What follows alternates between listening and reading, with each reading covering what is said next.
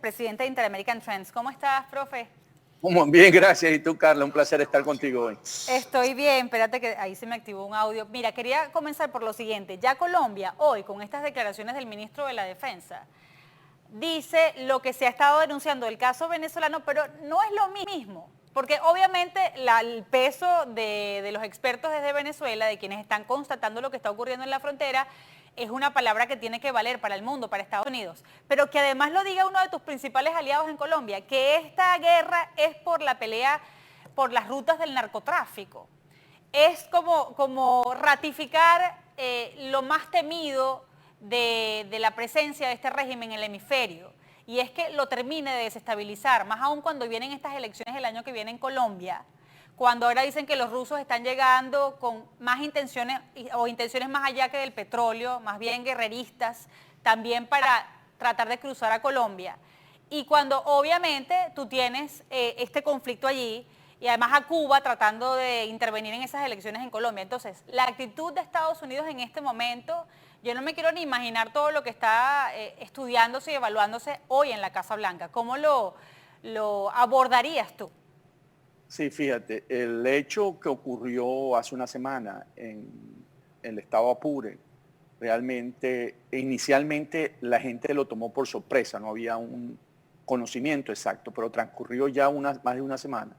Esto ha permitido entender que básicamente lo que hizo Maduro ahí fue defender a sus socios aliados de Iván Márquez, Santrich, el Paisa y Romaña en el narconegocio que tiene el cartel de los Soles y la FARC. Entonces, en ese sentido, porque además ha provocado una huida del pueblo venezolano, los que habitaban ahí, al otro lado, al departamento colombiano de Arauco, alrededor de 2.536. Entonces tú tienes testimonios de personas que salieron huyendo porque fueron bombardeados y han sido asesinados venezolanos en el territorio. Entonces, ¿qué ocurre? Eso dispara las alarmas porque, como tú dices, ya no es solamente una suposición, ya tienes personas que han sido afectadas, que se han tenido que desplazar, que no hay capacidad para atenderlos, y el Estado colombiano ha tenido que socorrerlo en albergues para ver cómo hacer, porque realmente son poblaciones de pocos recursos donde están ahorita. Entonces, en Arauquita. Entonces, ¿qué ocurre? Que eso definitivamente, estando el embajador de Venezuela, de los Estados Unidos en Bogotá, inmediatamente dispara las alarmas porque él tiene acceso, no puede, él tiene acceso a la información de la que está manejando hoy la presidencia y debe estar también el embajador de Estados Unidos ante Colombia actuando. Entonces, esto realmente empieza a plantear un escenario, como tú lo acabas de establecer, donde Estados Unidos necesita no solamente ver una solución política que lo ha venido presionando, sino tiene que empezar a ver los otros elementos que tiene ese escenario, que es el elemento del narcoestado. Yo entiendo que hay una posición aquí de intentar buscar un escenario multilateral, lo hemos conversado muchas veces, para buscar presionar a Maduro de manera que él pueda ceder en algo. Pero cada día sentimos que esto se agrava muchísimo más y que Maduro sigue dando más señales de su conducta criminal, más allá de dar alguna intención, algún esbozo de buena fe, como algunos oficiales en Casa Blanca estaban esperando. Cada vez se acerca más al criminal que nosotros tenemos dibujado ya, no solo en la mente, sino con hechos probados por la Misión Independiente, por tantos otros organismos, incluso en la propia CPI, Corte Penal Internacional. Se les acerca más al criminal que al negociador. Entonces, viene allí un 3 y 2. Yo no sé si hay una necesidad extrema de darle la vuelta a esta estrategia que se había planteado esta administración. ¿Cómo lo ves? Sí, o sea, esta es una administración que está instalándose, que le ha dado la buena fe a una solución pacífica, a una solución política, diplomática, y ha puesto la prueba en Europa, en sus aliados, en el otro lado del Atlántico. Entonces, en ese sentido, ellos han querido que la solución sea una solución de consenso. Sin embargo, como tú lo acabas de señalar, Carla, Maduro cada vez muestra más su lado criminal y arremete cada vez más contra el pueblo de Venezuela.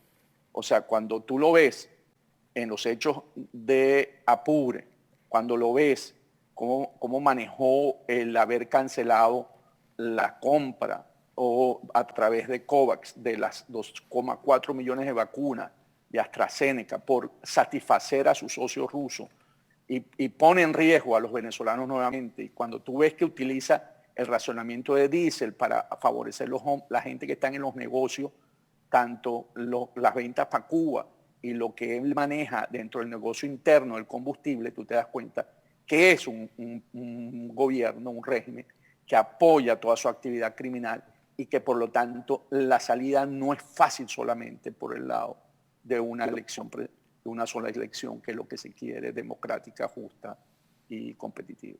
Profesor, quiero que hablemos justo de ese negocio con el petróleo y con los combustibles, porque tú seguramente viste la carta que entregó un congresista demócrata al Departamento de Estado, al secretario Blinken, pidiéndole que reevaluara este intercambio, aprobar este intercambio de diésel por petróleo, por crudo venezolano. Y algunos piensan que la información en la que él se basó para hacer esta solicitud, porque él ahí sugiere que esto podría estar poniendo en riesgo el abastecimiento interno o en riesgo actividades elementales como el transporte, incluso actividades dentro de los hospitales, algunos sugieren que a él lo informaron mal, porque aparentemente no hay tal escasez de ese combustible y que sería una excusa que está buscando haciendo el lobby Maduro para que le levanten esa sanción y seguir haciendo negocios, entregándole eso al ejército y a Cuba. Tú que sabes tanto de esta área, ¿se puede saber cuál es el real abastecimiento de diésel dentro de Venezuela en este momento? Sí, muy fácil. Y ahí ni siquiera, bueno, los datos que uno puede manejar, pero voy a usar una referencia que todos conocemos, que es un líder sindical de esa zona, que se llama Iván Freite. Freite dijo claramente, se están produciendo 60.000 barriles diarios de diésel y se consumen 50, 45. Dice, salen 10 gandolas todos los días de diésel desde la refinería de Paraguaná. Y de esas, ¿a dónde van? ¿A dónde se distribuyen? Hay suficiente para el mercado. Y dijo ahí mismo que sale un buque para Cuba cada más o menos 2 o 3 semanas, algunos cargados de fuel y otros cargados de diésel. Entonces, claro, ¿qué ocurre?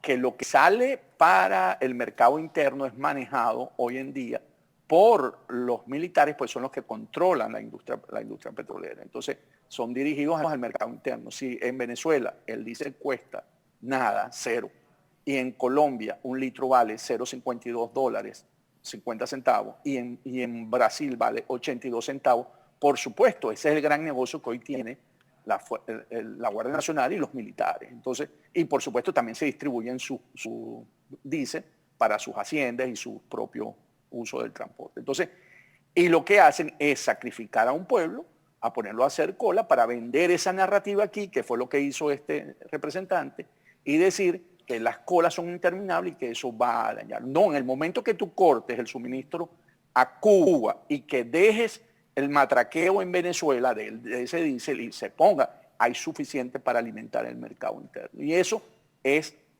contundente, o sea, es lo que está ocurriendo, porque lo primero que sale, Carla, en unas torres de destilación, cuando tú metes una corriente de petróleo, es diésel. Eso es lo primero que sale, eso no necesita. Lo más complicado es la gasolina. Entonces, nosotros estábamos más o menos en unos 100.000 barriles, están llegando a la refinería, de eso se están produciendo la mitad, un poquito más, 50, 60.000 barriles de diésel. Entonces, eso realmente es una crisis creada por Maduro para sacrificar al pueblo y para crear la narrativa, entonces que aquí la gente le acepte el swap de petróleo por diésel, porque él necesita mover la máquina en cuanto a la exportación de petróleo. Una vez que si él logra eso, sea por diésel, sea por alimentos, sea por medicina, sea por vacuna, él empieza otra vez a recibir dinero lícito por exportaciones y lo va a sostener y puede mantener a todo el aparato que lo sostiene. Profe, muchísimas gracias como siempre por ayudarnos con estos asuntos, con estos análisis. Antonio de la Cruz, analista político y además de tendencia. Les quiero hablar de nuestros empresarios que están aquí trabajando de forma bien afanada para mantenerse en pie, y de nosotros también depende que eso sea posible, porque mientras tengamos una economía sana en la que podamos nosotros seguir yendo a espacios abiertos y ellos puedan seguirse manteniendo abiertos, pues vamos a salir adelante, por lo menos desde el punto de vista económico, ¿no? que también es importante, además del sanitario. Quiero hablarles de Gran Pollo, ese lugar que además es fantástico.